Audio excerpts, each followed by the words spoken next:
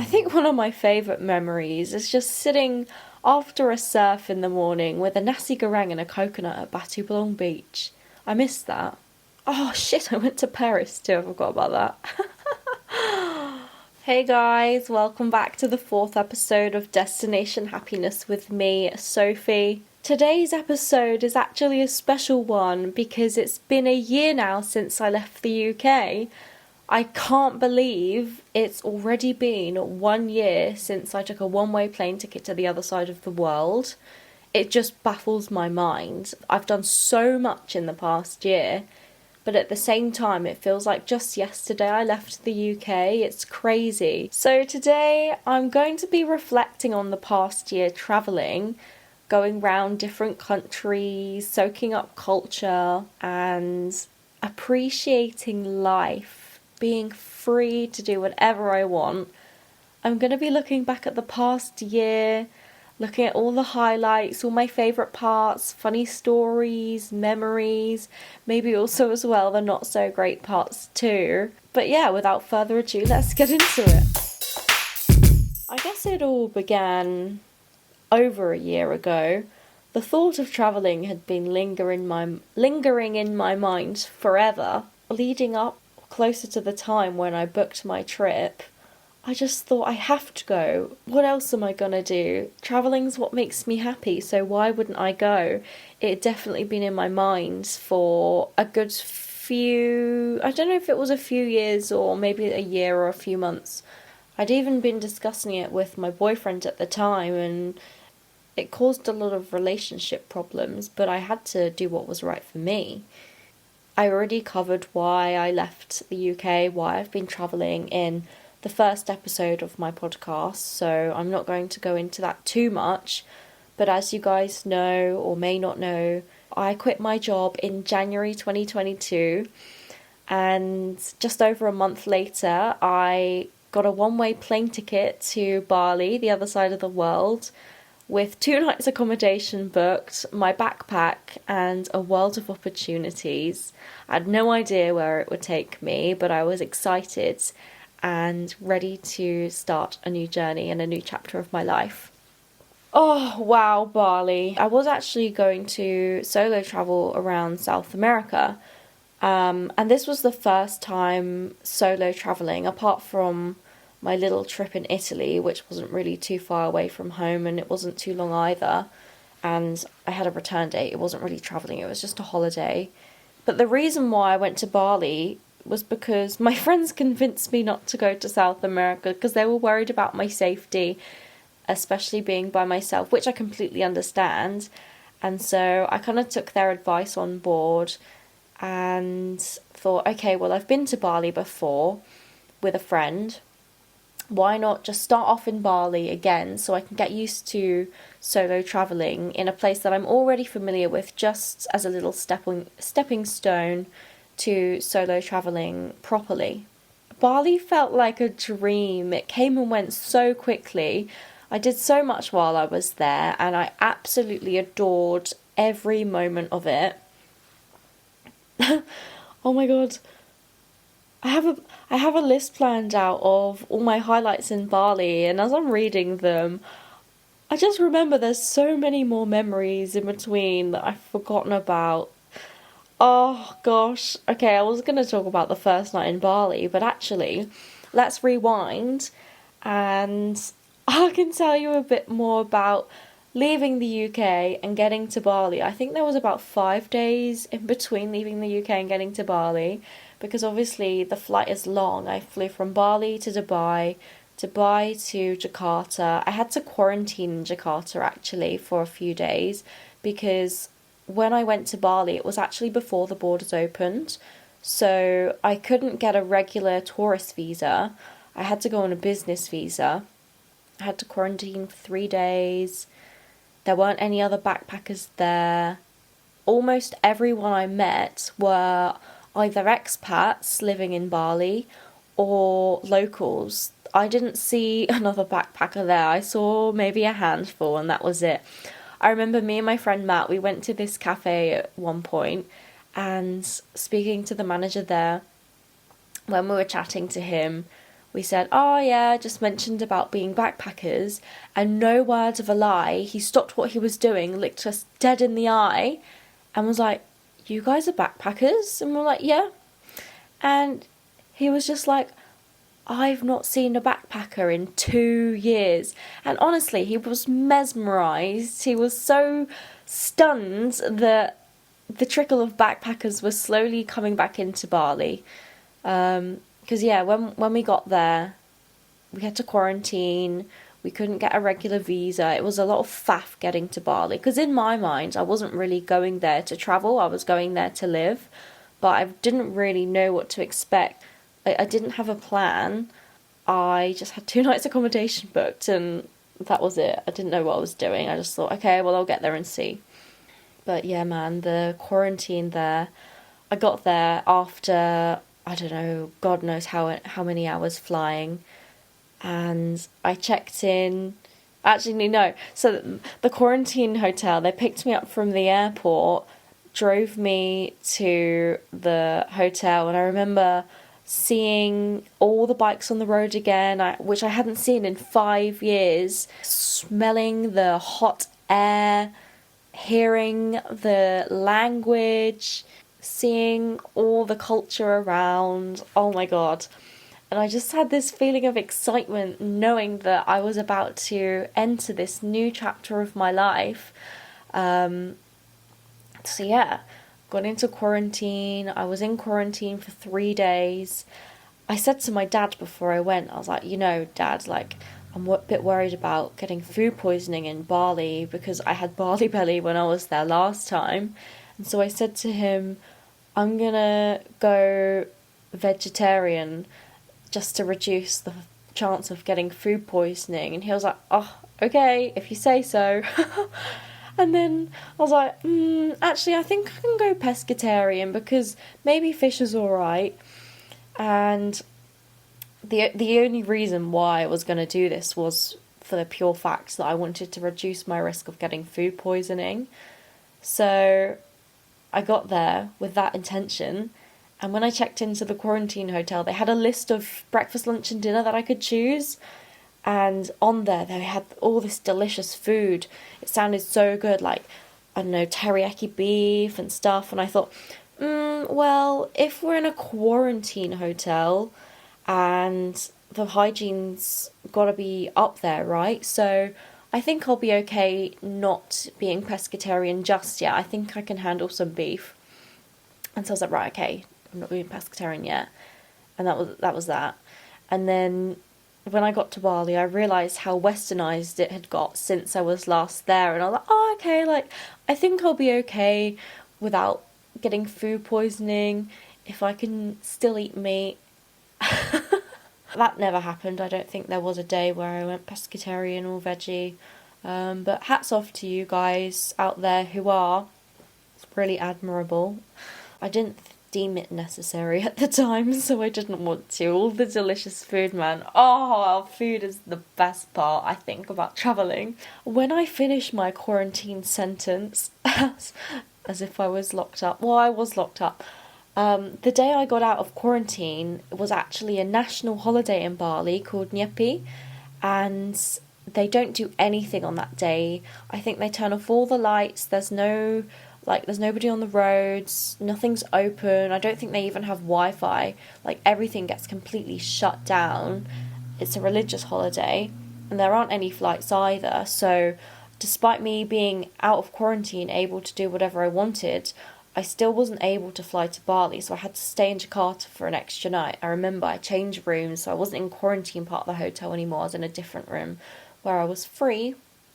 5 days after I left the UK was when I actually managed to get my flight over to Bali. The first night, oh gosh, that was probably one of the best nights, despite me not knowing anyone at the time. But I later found out that these people had formed the foundation of my best friends in Bali. I remember I got a taxi to the hostel I was staying at in Canggu, and there was a group of people sat round the table. They were blasting music and they looked like they were having a great time. There must have been about 15 to 20 people. And I thought, these guys look fun. So I went in, I checked in, I dropped my bags off, and then I came downstairs and I just said hello to them all. And they're like, oh yeah, like nice to meet you. Trying to remember everyone's names was a nightmare, but I did my best and was getting along with them well, had some drinks. One of them kindly let me order some food on their app Gojek, which is similar to Uber Eats, but the local version. You can just order food on there. You can order a bike if you want to go somewhere. It's great. It's such a good app. Oh my god, I love Gojek. And yeah, we ended up going out that night. We went to the Velvet Room. I think we went to Green Door. Where else did we go? I can't remember, but we had such a fun night. And I got on the back of one of the girls' bikes, Vita. I remember not wearing a helmet, which was silly. I remember holding my phone and recording us riding the bike, which was also silly because I didn't realise at the time that there's so much theft around and people will try and steal your phone out your hand. And then I also remember we went into Velvet Room and there were people smoking in the club, and I was like, can you smoke in clubs in here? And they're like, oh yeah, there's not really anything that you can't do. Another highlight I have, it involves one of my good friends that I made in Bali, Matt, and we did a lot together. We got really close. I think it was mainly because we were the only two backpackers there. Everyone else was an expat or a local, and Matt and I were just there to have fun. We did so much together. We went to the beach together, we go surfing together, we go for breakfast, lunch and dinner together, we go on spa days together, waterfalls, etc, etc. And among those memories, one of the other things we did was go to Nusa Penida. Oh my god, that island is just... it's magical. I don't really know what made Nusa Penida special. I think it was the great company. It was so secluded as well. It was like paradise within paradise. We went diving together and oh my god, that was, I think, the first time I went free diving. It's very romantic. It's very quiet as well.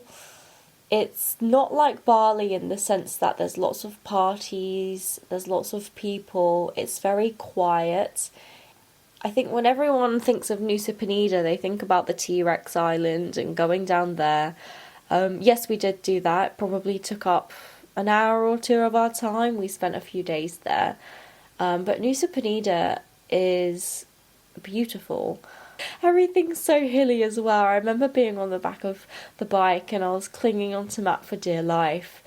We loved riding round on the bike and just seeing where the road would take us. There's only one road as well around the island, so you can't really get lost. But diving there, going on boat trips, oh my god, it was great. You need to go there, but make sure you go there with someone whose company you really enjoy. I think it was shortly after going to Nusa Penida that I realised I needed to learn how to ride a bike. I didn't want to always get on the back of Matt's bike because we'd be doing different things different days. I don't want to get Gojeks everywhere. The freedom of having a bike is just second to none.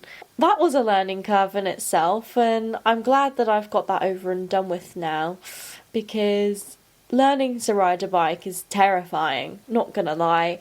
I still have scars all over my legs from crashing the bike. Oh dear, I probably shouldn't go into too much detail about the crashes I've been in. And yes, you had that right, crashes, plural. I had 4 little crashes. One of them wasn't my fault because I was actually a passenger on the bike, I wasn't riding. But the other 3 were my fault. Let's just say I still have scars a year later and they probably won't go.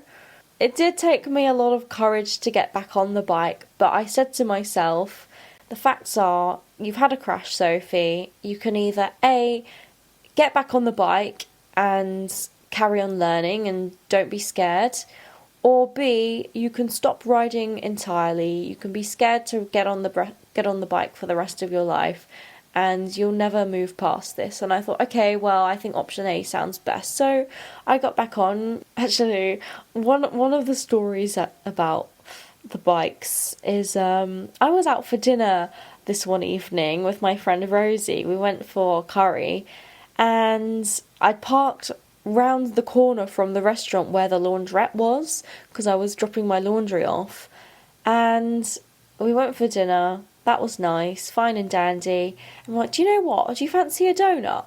And there was a new donut shop opened around the corner. So we're like, okay. So Rosie walked round there, and I was like, okay, I'll see you in a second. I'll just get my bike and I'll drive round. And next thing you know, there's a crash bang wallop. I've drove into the neighbour's fence trying to get out the laundrette because for some reason the curbs in Bali are so steep. It's like trying to get up a hill, but it's tiny, and oh my god, trying to get down it again, especially if you're at the wrong angle. Yeah, that wasn't fun. And I crashed into a gate. The neighbour's dog was barking. The lady at the laundrette came out and was like, what have you done? Blah, blah, blah. I can't remember exactly what she said, or I think she might have just been laughing at me. Do you know what? I can't remember. I probably tried to block the memory out. I drove round the corner. I parked up at the donut shop. I was shaking as well, actually. And Rosie was like, I heard a crash. Was that you? I was like, yes, let's just go in. I want a donut. And I still remember just the anxiety every time I got on that bike was just, oh my god, am I going to crash again this time? It took a lot for me to get back on that bike every time, but I thought, you know what, you just have to keep going. Yeah, I think a big part of, maybe not the culture to say, but a big part of the community in Bali is the expats living there and the work. When I first got there, I had no intention of this, but it kind of felt like I was in real life LinkedIn with all the other digital marketers, with all the other business owners, with everyone else doing their own thing. I did actually write a blog about the 6 types of people who live in Canggu, so go and check that out on my website, sophietangtravel.com. It was kind of tricky trying to keep a work-life balance because there was always so many fun things to do. Everyone was like, oh, are you coming out tonight for drinks? On Wednesdays was girls' night. You always want to go for a surf in the morning, but then you also want to go to the gym, but then you also have these projects you want to be working on, and then you want to go out for drinks, and then you want to go out for breakfast, lunch and dinner, and make sure you're catching up with your friends and catching up with your family back home and keeping fit, etc., all while having fun. Yeah, the work-life balance was pretty tough, not gonna lie. But one of my favourite things about Bali, and I haven't really seen this anywhere else, but everywhere is what's it called? Work together cafe. Collaboration cafe? Oh my god, what's the word I'm looking for? Co-working space. Okay, that's the one. Yeah, I'd never really seen that before. It's not really something I'd heard of. Bali was full of co-working spaces, co-working cafes. My favourite one is a Zen cafe, and whenever I wanted a productive day, if I wanted to get my head down and crack on with some work or writing, blogs, etc., I would go to Zen cafe and just keep my head down for 6 hours and just work, and then order a poke bowl and then do some more work. I think because there's so many expats in Bali, they've seen this gap in the market and they're like, right, okay, these people don't have offices because they're working remotely. Where are they going to work? Okay, they're going to go to a cafe. How can we monetize this? And what a lot of them have done, apart from Zing Cafe, they charge you. So you go in, you can sign up for a membership fee or whatever, and then you pay weekly or monthly for a membership with them. It's kind of like renting office space, but it's a cafe. Not really renting office space because it's not yours, but you go in, you can use their Wi-Fi, you can get unlimited tea and coffee, you can order discount food rather than the normal price that regular people would get. And yeah, they've just come up with this whole business plan specifically targeting expats, which I think is brilliant.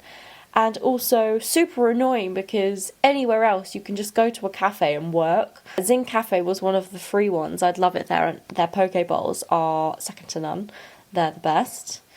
Oh dear, I would love one right now. Side note, I think the best poke bowls in Bali are from Zing Cafe and Potato Head Beach Club. But yeah, I did enjoy myself in Bali as well as work. I did try and allow myself to have a healthy work-life balance. So maybe some days I keep my head down and crack on with some writing, and then other days I would go for a surf, have a nasi goreng. Oh my god, do you know what? I would give anything right now to just spend the day having a morning surf at Batu Belong Beach for a few hours, hiring my board from Maddie, and then going to sit at Sandbar with a nasi goreng for breakfast and a coconut and watch other people surf. Oh, I really miss a nasi goreng, hey. But no, altogether, Bali just completely flew by. I was there for a couple months and I made so many friends while I was there, trying to speak the language. I picked up a few things. At the time, Bali just felt like home to me, and I don't even know how to put this feeling into words, but it was just this sense of euphoria, like I've been wanting to move away from England for God knows how long, and I finally got to paradise, and it was so much better than I expected. And the people there were great, and the food was amazing, and the weather was always nice, apart from the odd thunderstorm or two. It was just this sense of paradise, and I had made it, and I couldn't believe that I'd actually gone and done the thing that I'd been wanting to do for so long, and Bali just represents that for me. It encompasses this whole moving away for me. I'm so grateful for Bali. I love it. So when my visa for Bali was coming to an end and I didn't really want to renew it, I was ready to move on to the next thing. I didn't know what was in store for me next. Matt did say to me that I should come to Thailand with him. I didn't want to do that. I wanted to take a step back and just be by myself for a bit again. I'd already been to Thailand before. I didn't want to go to Thailand again, and I wasn't about to change my plans for somebody else. I looked at the cheapest flight to the next place out of there. I think it was £80 for a one-way ticket from Bali to Vietnam. So I was like, okay, I guess I'm going there. And then 2 weeks later, I was off. Vietnam was just incredible. I listened to Stephen Bartlett's Diary of a CEO podcast, and one of the episodes he interviewed Mo Gaudat, who is a happiness expert. He said one of the key points to happiness is to have low expectations. This way, you're not expecting anything in particular, and everything that does come is a bonus. When I went to Vietnam, I had zero expectations. I didn't do too much research beforehand. I was just ready to go there and take everything as it came. I did not expect Vietnam to be so incredible, man. Like, there was something new to do every day. There was so much to do. I learned how to ride a bike with confidence. I made so many friends. Oh my god, and the food, the nature, everything. I started off in Saigon, Ho Chi Minh City, and did some stuff there. I think I was there for like 3 days or 5 days, something like that. Going to the Mekong River, going to the Cu Chi tunnels, etc. And that was great. But the real fun began when I got to Munich, and I was brushing my teeth in iHome Hostel, Munich. I met a girl, Elle, there while I was brushing my teeth. It was Elle, Maddie and Lizzie, and they're all having a conversation about God knows what, but they seemed interesting, and so I joined in. Over breakfast, we were talking about all the things we wanted to do, and it became apparent that we all wanted to go to the sand dunes in Munich, and neither of us had done it yet. So we decided to go there that day. We all went together. We rented out some quad bikes. We were there for, I don't know, it felt like an hour just riding around on these sand dunes. No joke. So I went out there with a guy at first, a local who worked for the company we hired the quad bikes from, and he was going so fast. I nearly lost my sandals. I thought I was going to die. Our tyre came off, our tyre popped. We were going round corners, not even corners, but drifting, like, oh God. I was terrified on that quad bike. But in hindsight, it was so much fun. It was like Thorpe Park without any safety at all. And I thought, God, this must be quite dangerous. I feel like we're going to tip over here. What if I land on my head? I thought, okay, well, I mean, I'm sure loads of people have done this before. It must be safe, right? And then next thing I see is my friend on her quad bike and her instructor riding past, and they're both pointing at our tyre, and we're like, what? So we pull over and our tyres come off the wheel. We're like, okay, maybe this isn't as safe as I initially thought. But it was so fun. And what did they do? Someone came out with a different quad bike. We hopped on that and we carried on. And after that, there was just adventure after adventure. We went to Dalat and we met two guys called Jasper and Nico, who we ended up spending the rest of Vietnam with. We met a Liz, who is now one of my closest friends. I spent New Year's with her. I spent summer with her in England. Travelling is just really all about the people you meet along the way, and experiencing things together is what I believe anyway. The moment I really began to gain confidence on a bike was when everyone, all my friends, wanted to do the High Van Pass, and at this point I was still quite nervous getting on a bike because of everything that happened in Bali to me. Jasper and Nico were already biking up Vietnam, so they weren't getting buses like we were. They had their own motorbikes and were travelling from place to place by themselves. Everyone wanted to do the High Van Pass, which is a 5-hour bike journey from Hoi An to Hue, and I didn't want to be the only one not to go. And I thought, you know what, Sophie, listen to your own advice. You only regret the things that you don't do, and you will regret not doing this. Just get on the bike and everything will be fine. And so I did exactly that. Me and my friends, we drove 5 hours from Hue to Hoi An. Looking back, I think, how am I still here? Probably the most dangerous part was going along windy roads. I think there were 7 of us, so 7 of us trying to catch up with each other, undertaking and overtaking Arctic lorries, and to think, if I make one wrong move right now, I could just slip onto this lorry. You have to trust yourself. Travelling definitely makes you trust yourself more. Before I went to Vietnam, my friend Patrick from Bali told me about the banh mis, and he was telling me about the time when he hitchhiked from south to north, I think it was Vietnam. It's like, you need to try a banh mi. I'm like, okay, what is this? It's a baguette, pretty much. When the French colonised Vietnam, they introduced baguettes into their culture. It's pork with coriander, pickled carrot, cucumber, I think radish, chilli, all in a baguette, and oh my god, it's probably one of my favourite foods now. However, when I first got there, I tried a baguette in Saigon, Ho Chi Minh City, and I hated it. I didn't like it at all. I was like, what's all this fuss about? This is disgusting. But do you know what? I think the reason why I didn't like it is because I got it from a smelly street vendor. I was eating it around a market and I think there was fish there, and it just wasn't a nice environment smell-wise to be eating a banh mi. So I didn't like them at first, but as I travelled further north, and I was like, oh, okay, trying different ones from different places. Like, oh, actually, I do like a banh mi. And now they're my favourite thing. Oh, God, I'd love a banh mi right now. I'm in Dysart. There's nothing here. There's not even sushi. There's not even a Coles. Pho, as well, is a traditional Vietnamese food. It's spelt Pho with an accent on. Don't pronounce it pho because in Vietnamese that means prostitute. It's pronounced pho, like a fur coat. It's like a noodle soup pretty much. I liked pho, but it's nowhere near as good as my dad's cooking. Sorry, Vietnam. Vietnam has so much to offer, including its nature. If you've ever been there or seen pictures of Ninh Binh, Phong Nha, that districts from central Vietnam all the way up to the north, my god, it's so beautiful. I've never seen so many shades of green before. One of the most memorable times there,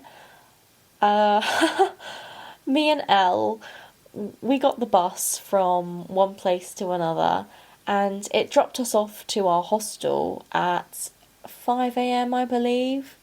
And normally, reception is 24 hours, so they just let you check into your room early, and if not, you pay for an extra night, it's fine. But when we got there was not a single soul around to talk to or check in with. Check in, I think, wasn't till 11 a.m., and we got there at 5 a.m., so we were waiting there for hours. And my gosh, we were tired from a not so very comfortable bus journey. I guess we'd just sit here for the next foreseeable future. And so that's exactly what we did. We had nothing else we could do. We wanted a bit of a sleep, so there were some hammocks by a beautiful lake with lily pads and all sorts of nature and wildlife and greenery. So we just sat on the hammocks and was looking out at that, just soaking in the view, appreciating the beautiful scenery we were in. But that was short-lived when we realised we were being attacked by mosquitoes, and so we quickly decided to move away from the lake. We decided to lie by the pool instead on the sun lounges, and that wasn't really much good either, especially when it started to rain. They had a cute dog there at the hostel, and its bed was in sort of like a round cove with some comfy cushions, and it wasn't a dog bed, but it was like a sofa in some shelter, but the dog was sleeping there, and I thought, do you know what? That looks dry, that looks comfortable, and I can lay down, so I went and cuddled up with the dog until whatever time check-in was. Me and Elle were waiting around reception area for anyone to talk to say, look, can we get a bed now? But our other friend, Eliz, thought, stuff this. She had a sleeping tablet on the bus and she really needed to find a bed. We had no idea where she went. She just disappeared, and later on we found out she snuck into any old room and picked any old bed and decided that that would be hers for the night. Oh my god, that was so funny. I was actually so envious that she got a bed. Savvy her. There was lots of highlights in Vietnam. I did actually write my whole itinerary on my website, sophietangtravel.com, and you can have a look at that to see exactly what I did, where I stayed. But what I will say, the absolute highlight of Vietnam for me was the Ha Giang Loop. Now, that was 4 days riding round the mountains in North Vietnam, just where the border of China is. And oh my god, despite gaining confidence on the Hai Van Pass on motorbike, I was terrified. Riding round mountains where the path can be as wide as 1 metre at points, bearing in mind this is two-way traffic, and just to drop into the abyss. I was terrified, but I was with my friends and I thought, you know what, Sophie, again, you have to trust yourself, you can do this. Many other people have done the Ha Giang Loop in the past, and you're also able to do it. You've done the Hai Van Pass, you've proven to yourself that you can ride a bike and it's not as scary as it needs to be.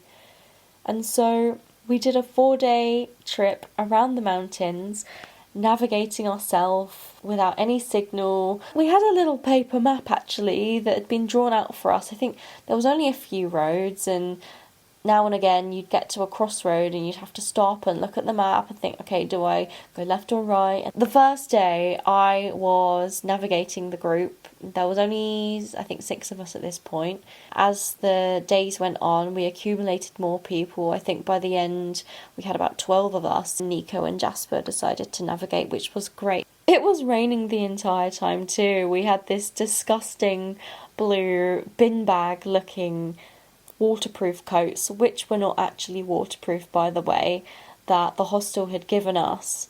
We thought, okay, well, fingers crossed it doesn't rain the entire time. It rains the entire time. Actually, there was half an hour where the sun came out and we thought, oh yay, this is what we've been waiting for. No raincoats, just a jumper to keep us warm. About half an hour later, it started to rain again. We're like, okay, pull over, raincoats out again. We didn't let the weather get us down. It was such an incredible time, just being free, being able to do whatever we wanted to do, just exploring round the mountains.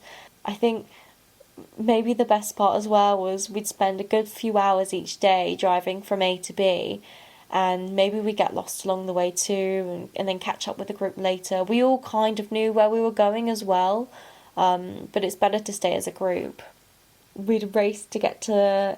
It wasn't even a hostel in the Harjang Loop. These places were homestays we were staying at, but we would race to get there and have a shower because we were soaking wet through, and get warm and cozy. And then in the evenings, the family would cook us a meal, and we'd all have dinner together and sit round and we'd drink happy water. Oh man. Oh, we just do shots before dinner, and then we do more shots after dinner, and it's their homemade alcohol. My gosh, it's actually lethal. We'd sing, oh, hi, bye, yo, before taking a shot. I can't remember what it means. I remember, I think it might have been on the last day, on the Harjang Loop, or the second to last day anyway. I was riding with the group, as per usual, and the roads were incredibly slippy at this point. We were going downhill, and I remember I nearly fell off my bike, so I thought, okay, I'm going to take it slow. Everyone else was driving at a regular speed, but I wanted to be extra cautious, so I was going a bit slower. One of the guys in front of me, he kept stopping and waiting for me to catch up, but eventually he probably just got pissed off and decided, fuck this, I'm going. And so I was riding by myself for a good hour in the rain, trying to catch up with them, but then thinking, oh, it's alright, I've got it by myself, it's fine. I was by myself for an hour, and then I don't think I knew where I was going 100%. I wasn't really sure. Yes, I had the map up on my phone, but I didn't even know if the map was taking me to the right place, because I think Nico decided to change directions. I got to a crossroad, I was by myself, and I thought, which way is it?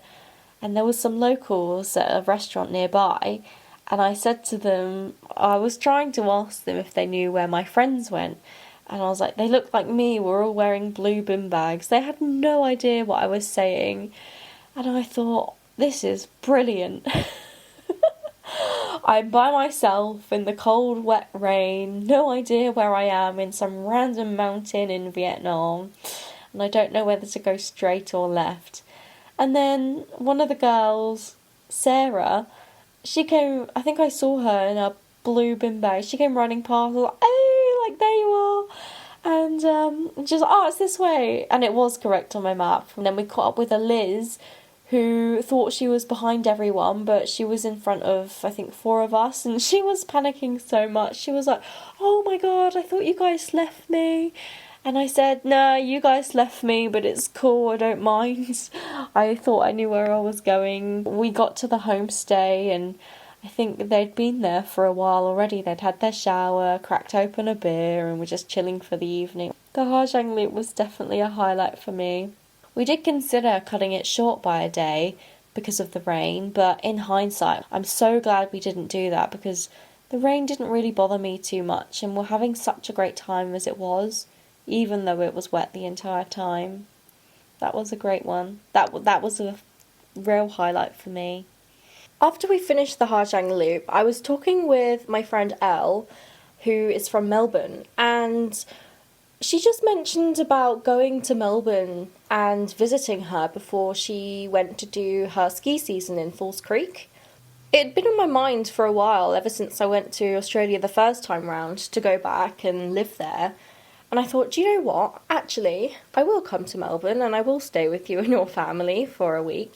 I booked a one-way flight to Melbourne from Cambodia, because that was the next place I was going after Vietnam. So my plan was to go to Australia for a year and live there, which is what I'm doing now. But in the meantime, I first flew to Cambodia, and it was kind of nice and refreshing, quite humbling being back by myself again, starting from fresh with no friends in the country, all by myself, and seeing what would happen. I think Cambodia was definitely a much more chilled version of Vietnam, as I wasn't doing everything constantly every day. I think I took life a bit slower while I was in Cambodia and kind of just absorbed everything, soaked everything up a bit more, appreciating each place for a bit longer while I was there. I started off in Phnom Penh, stayed there for a few days, met some people, had some fun, and then I decided I wanted to go to the islands, so I made my way down to Sihanoukville and then got a boat from there to Koh Rong and Koh Rong Salong, the islands, and oh my, they are beautiful. The islands are just super chill, super relaxed. While I was on the boat there, I was just by myself. I think it was a stag do or something. Every wave the boat was kind of jumping over, they were screaming, and oh my god, they were so annoying. I don't know if they were screaming because they were enjoying themselves or if they were screaming because they were scared. To be fair, the waves were pretty choppy and I thought we'd be fine, but these guys were out of control. The boat was making a couple of stops, and to be honest, I didn't really know which stop was mine. So I kind of just followed my instincts. I had no signal to see whereabouts I was on the island. And I was going to ask the skipper which stop to get off at for the nest. But then before I had a chance to ask, I heard this other girl asking the same question. And then I spoke to her. I was like, oh, are you going to nest? Me too, let's walk there together. This girl was Mac, who I ended up travelling the whole of Cambodia with and then flying to Singapore with afterwards. Mac's such an incredible person, such a bubbly personality, so kind, thoughtful, friendly. We had such a great time together on the island. The nest was fun. On Sunday, I had a Sunday roast, and it was the first Sunday roast I'd had since probably January, bearing in mind this was now June. Having a roast dinner on the beach, looking out to the tropical island, that was an experience in itself, hey. We had a little walk round and we found this cute little cafe restaurant place that had the best hummus I've ever tasted in my life. We walked there. This part of the island, the sand was a bit more yellow, and I just thought, wow, this place is absolutely mesmerising. I love island life, but this particular island took me back a bit. There wasn't really many other people there. There wasn't any pollution. The sand was undeniably stunning. It kind of felt untouched in a way. We did a boat trip when we were in Koh Rong, and it cost us $10. It took us out for the entire day. We went fishing, didn't catch anything. We were promised to go fishing and have a barbecue. There were 13 of us on the boat, including the skipper. Neither of us caught anything. I think the guy who was running the tour must have caught 3 tiny fish. That's literally all we ate for the barbecue. 13 of us shared 3 tiny little fish with bones in, which was super annoying because I was saving myself for this barbecue because I thought, oh yeah, barbecue on a boat, that sounds banging. I was so hungry after that. It was kind of disappointing really, but do you know what? It was all part of the fun. It took us round to a different part of the island just to explore a different beach, taking in the views. I love just being surrounded by nature. It gives me so much serotonin. Not necessarily doing anything in particular, but just being around the palm trees and feeling the sand in between my toes. The boat also took us to some different snorkeling sites, and I love snorkeling. If only I had some fins, I'd be able to dive a bit deeper and explore the ocean a bit more. Is anyone scared of the sea? I understand why people would be scared of the deep blue sea. You don't really know what's lurking around, but I find it so fun just being in the ocean, being able to just swim anywhere you want, and the only limit being how long you can hold your breath for. As the sun set, everyone was laughing, everyone was enjoying themselves and having a good time, splashing around. I think there were a few jellyfish in the ocean too, which probably doesn't help anyone with a fear of the sea. Sorry. The sun set, it was dark, it was pitch black, and we were just waiting for the plankton at this point. Where the boat took us, there was glow-in-the-dark plankton, and all you had to do was kind of swish your arms around in the water and it would light them up. You could see them from the boat if you were looking down to other people that were swilling around the water. But it was so much better being in the sea with your goggles on and seeing the plankton underwater and swimming around and watching them light up.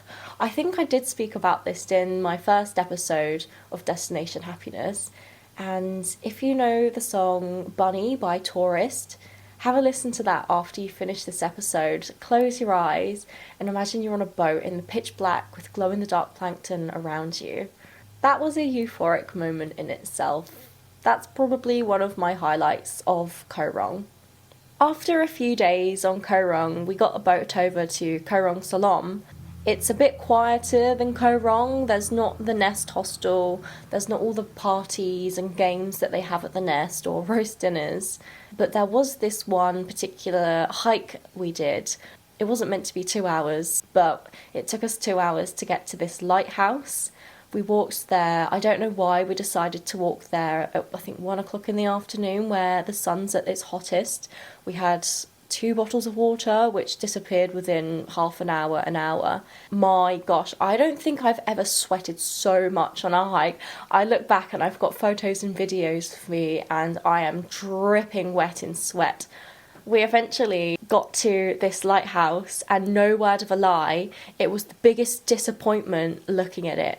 It looked like a satellite tower. Well, actually, it literally was a satellite tower. One big grey pole with a little bit at the top. And we thought, have we really just hiked our way for 2 hours for this?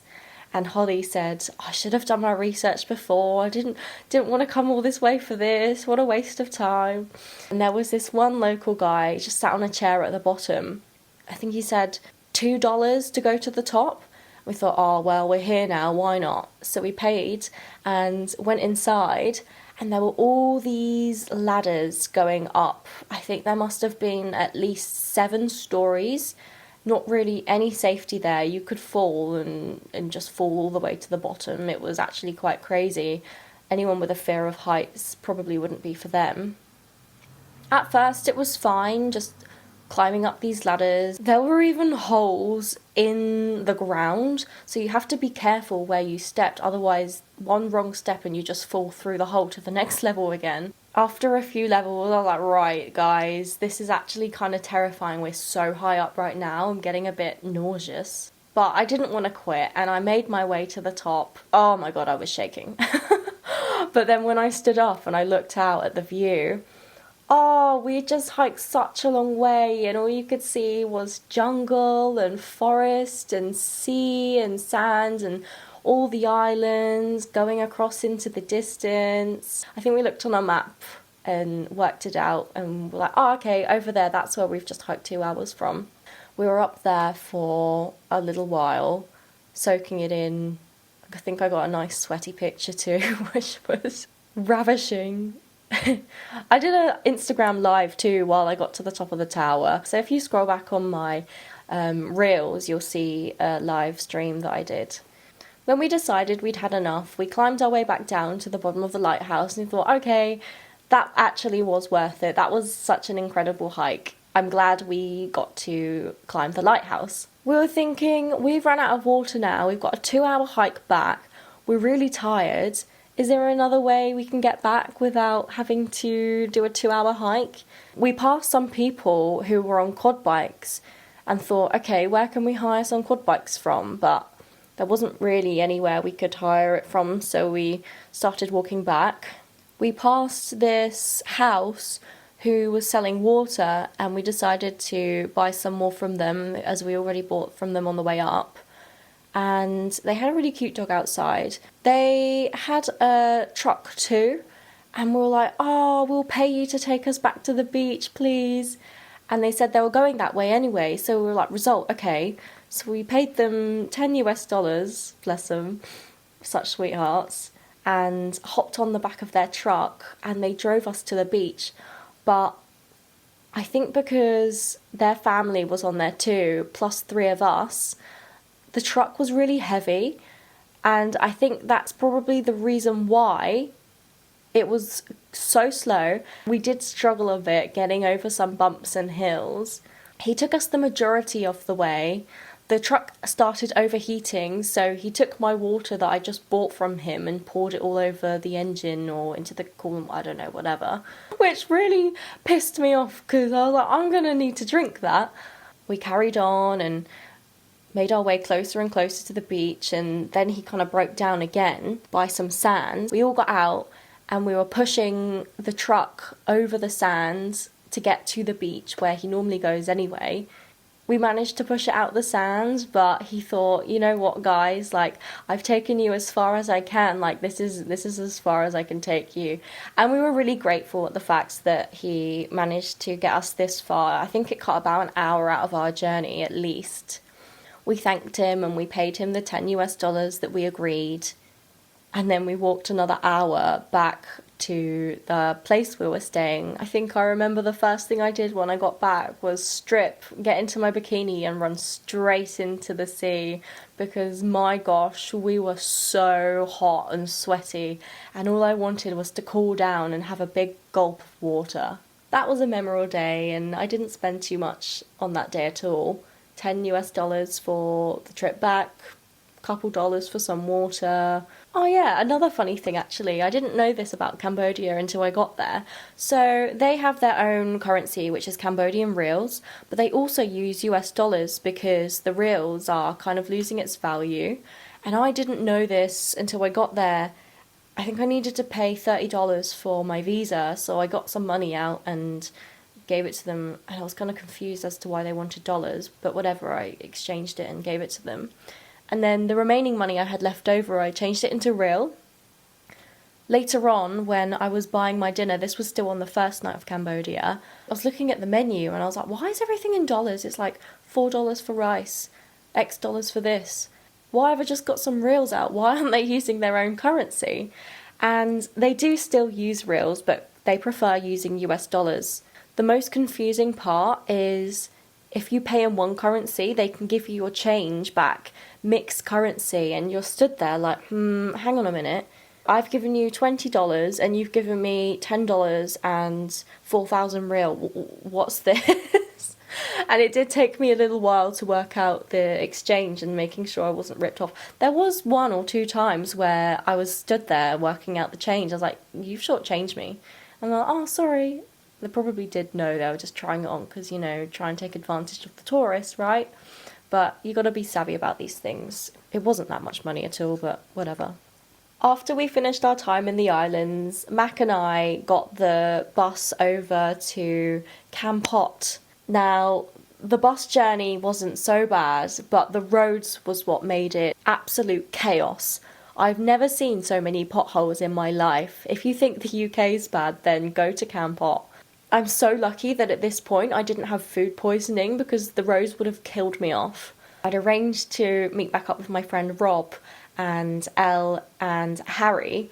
I saw Rob and I was like, oh, so Rob's actually one of the guys that I did the Ha Giang loop with, who we met in Vietnam. It was so lovely seeing him again, and we ended up spending the next week in Kampot together. There was a couple of days where we'd all hire our bikes and we'd go riding out into the national parks. We'd ride up the mountains again. We'd go on adventures, go to dirt tracks and go on different trails and waterfalls, all as a group. And I'd be navigating again because I was the one navigating us in the Ha Giang loop, so they all trusted me, which was really nice. We just had a bit of a slow, relaxing time while we were in Kampot. On one of the last days, we went to this cafe. I went there and I had a curry and a cheesecake. It's funny because when I initially went travelling, as I said before, I intended on going pescitarian or vegetarian because I didn't want to get food poisoning. The funny thing is, if I did do that, I would have got food poisoning anyway because the cheesecake is pescitarian. So I'm glad that I didn't end up missing out on all this delicious food. So I had a bit of a sore stomach at first and I didn't really think too much of it because it's pretty normal when you're in Asia. But then it got worse. In the evening, I just thought, you know, when you get a fever, you're a bit sweaty and you're like, I'm actually coming down with something.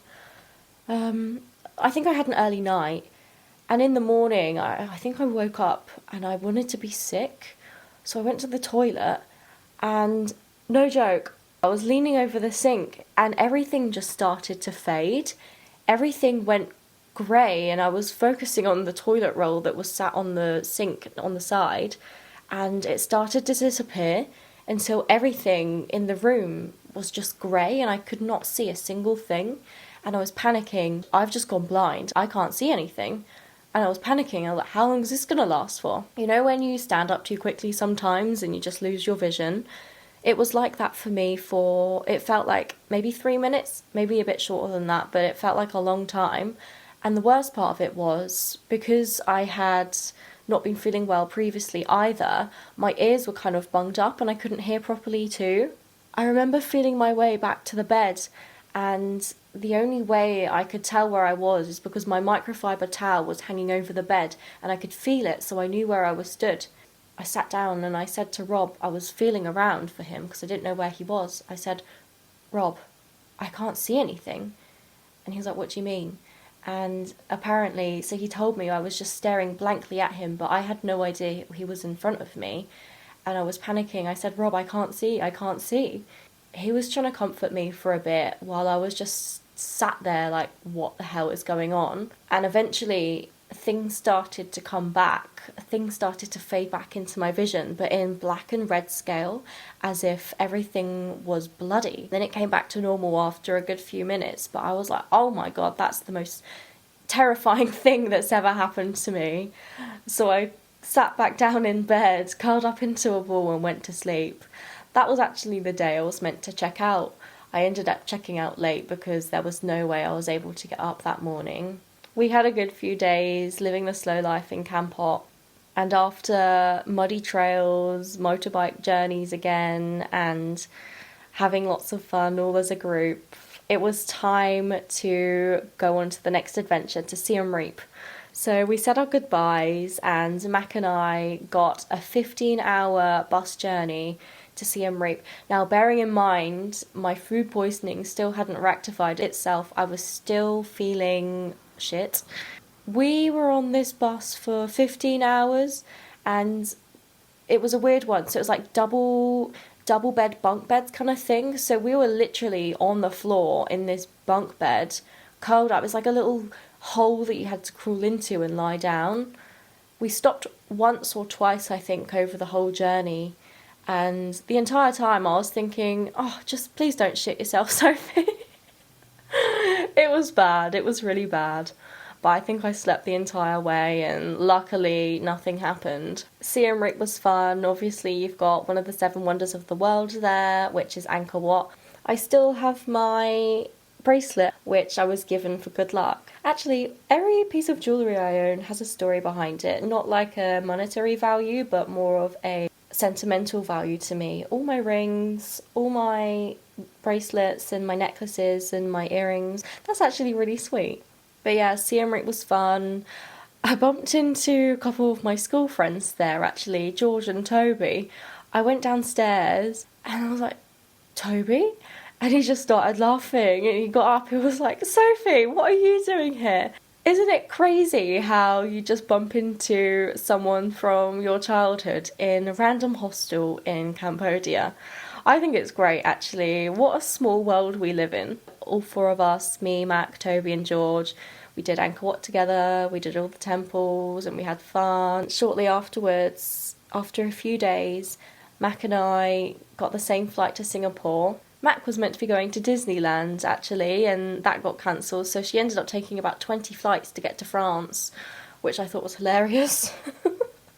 I had a connecting flight in Singapore to get to Melbourne, and that was where my Australia journey began.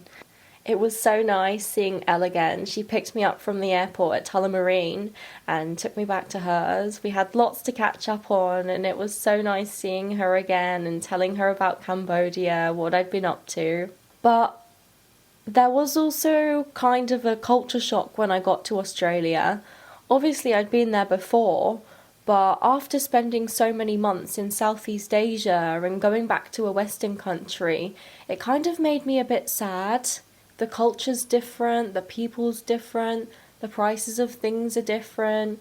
You kind of feel this expectation to dress in a certain way. It's not as carefree as Southeast Asia, I don't think. And yeah, I really miss the food too. I remember we went for breakfast. I was so jet lagged and only just getting over my food poisoning at this point. But we went for breakfast at this cafe in Melbourne and it was $26. Now, that's not actually too much money, but after spending months in Southeast Asia where you'd pay $1 for a meal, I was like, wow, how am I going to afford Australia? My money's going to get eaten up so quickly. It was also incredibly cold. Now, obviously, when I left the UK, I didn't plan any of this. I only planned 2 nights accommodation in Bali, so I didn't have any jumpers or warm clothes or anything like that for the winter because when I got to Australia, it was winter time, and Melbourne in particular is quite cold. I think it was around 8 degrees Celsius at this point, and all I had was shorts and t-shirts. I had to borrow a jumper from Elle, I had to borrow jeans from her, and I was like, oh, I kind of miss Asia.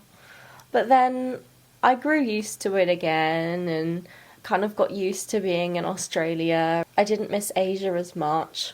My initial intention was to go and live in Gold Coast and work in a cafe there or something and see where the wind took me. But I went to Gold Coast and I stayed there for a bit, but I decided I didn't want to live there. I did some research and I found that there was a farm in Bundaberg, so the plan was to go and work there. Now, Brisbane was between Gold Coast and Bundaberg, so I decided to go up and stay in Brisbane for one night and then carry on the journey the next day before getting to Bundaberg. This is weird actually because thinking back, I only intended on staying in Brisbane one night and I ended up living there for 7 months and I had a whole life in Brisbane, friends, gym, work, etc. And it all could have been missed if I'd decided not to stay. What a wonderful world. Yeah, the next morning I just had a gut feeling that I shouldn't go to Bundaberg. Something was telling me not to go. So I called my mum and I asked her, what do you think I should do? This is the situation I'm in. And my mum's always good at giving advice. She normally knows what to do before I know what to do. She knows me more than I know myself. And she said, Sophie, I think you should stay in Brisbane. So that's exactly what I did. I extended my stay in the hostel for an extra 2 or 3 nights with Dougie. Oh, what a great guy. He was like, oh, why don't you come and have a drink with us later? I was like, okay. I met Beth, who had been to Australia too, so we had that in common.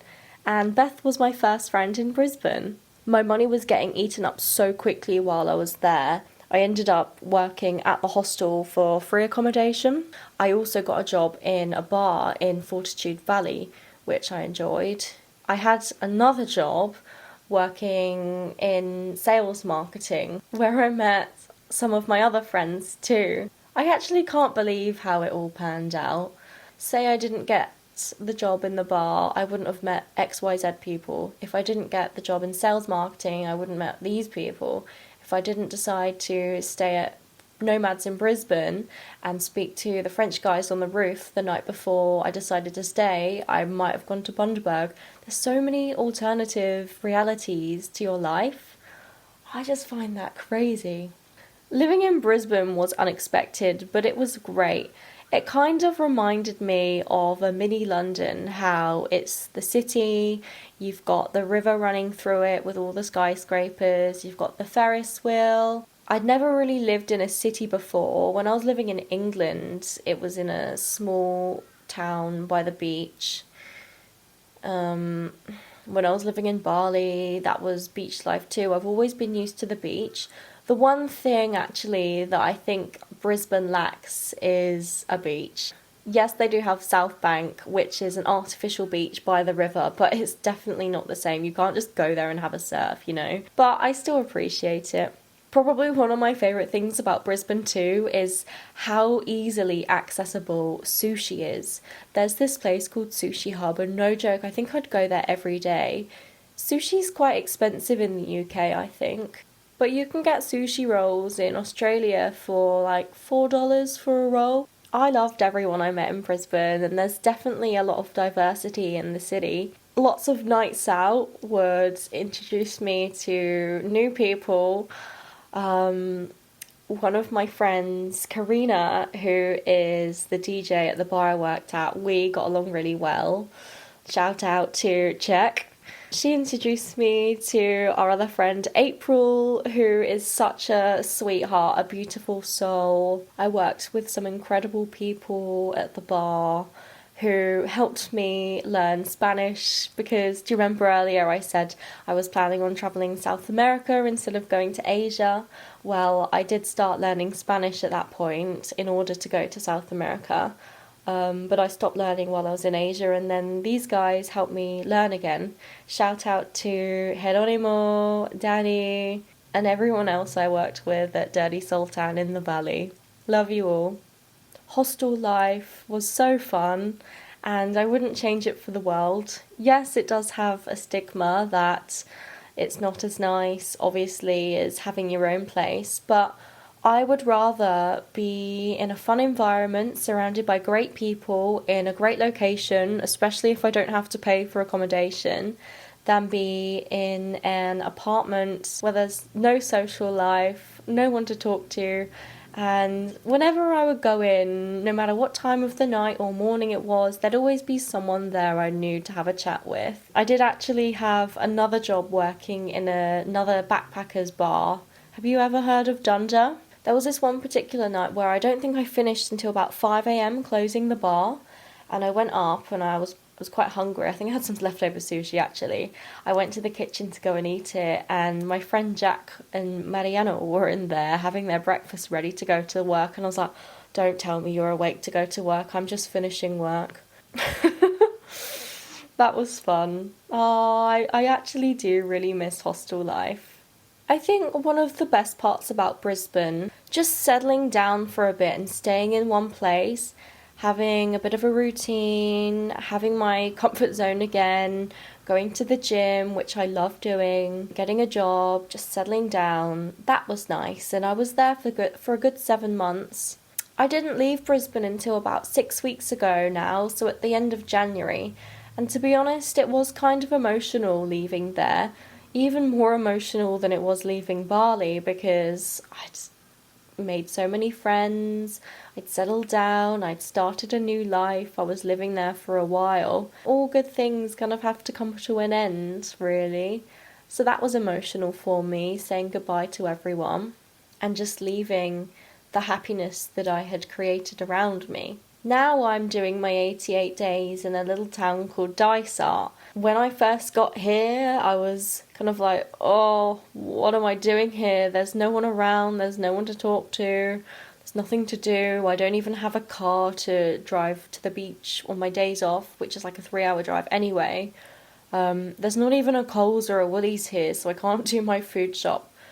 But now I've kind of got used to it, and I'm learning to appreciate and live in the moment more.